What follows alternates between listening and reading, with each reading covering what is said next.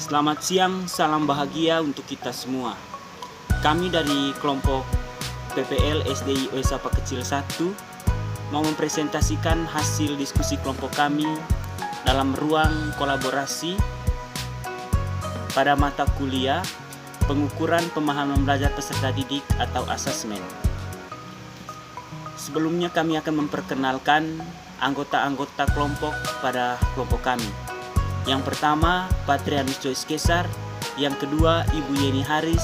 Yang ketiga, Ibu Carolina Novitasar.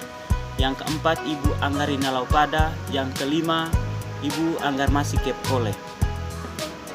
Pada pembahasan yang pertama, kami akan membahas tentang permasalahan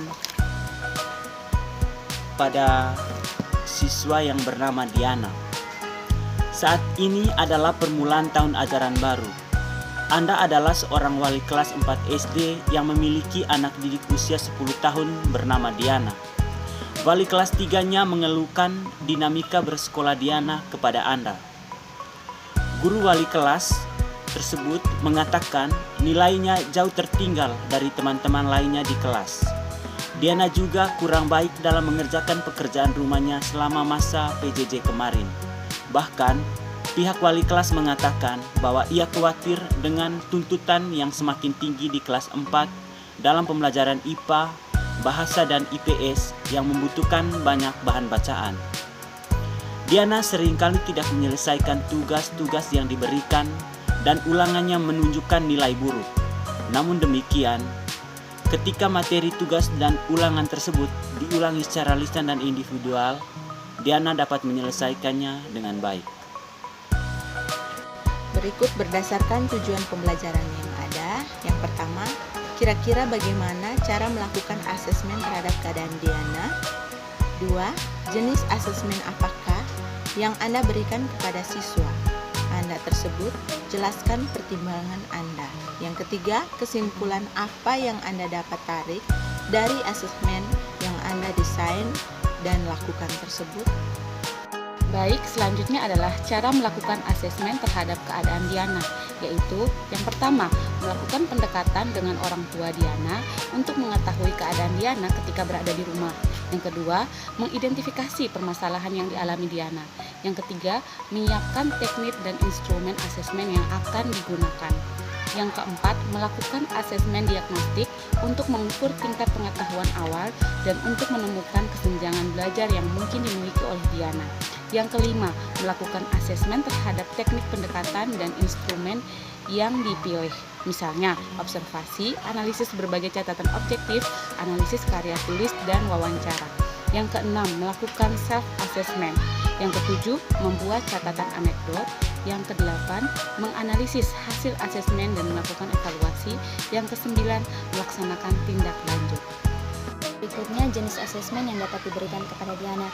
Ada 3 jenis asesmen yang dapat dilakukan terhadap Diana, yaitu yang pertama, asesmen formatif, yang kedua, performance assessment, dan yang ketiga, penilaian diri. Adapun asesmen formatif yaitu asesmen yang dilakukan selama proses pembelajaran berlangsung.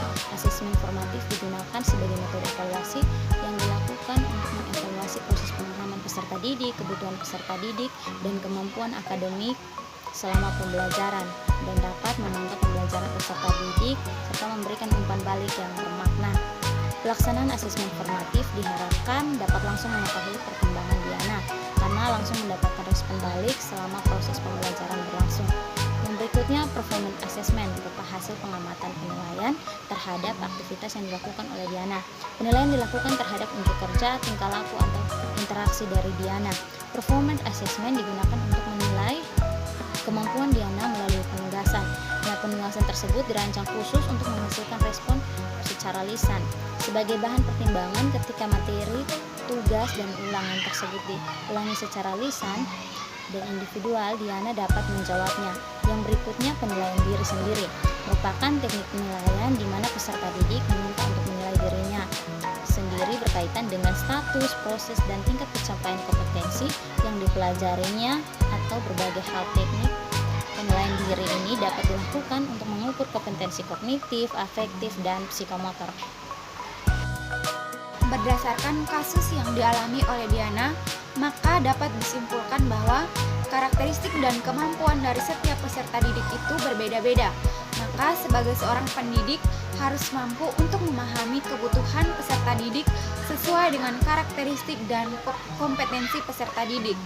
Untuk mencapai pembelajaran yang memihak pada peserta didik, maka perlunya seorang pendidik melakukan asesmen agar proses pembelajaran itu berjalan dengan efektif dan mencapai tujuan pembelajaran.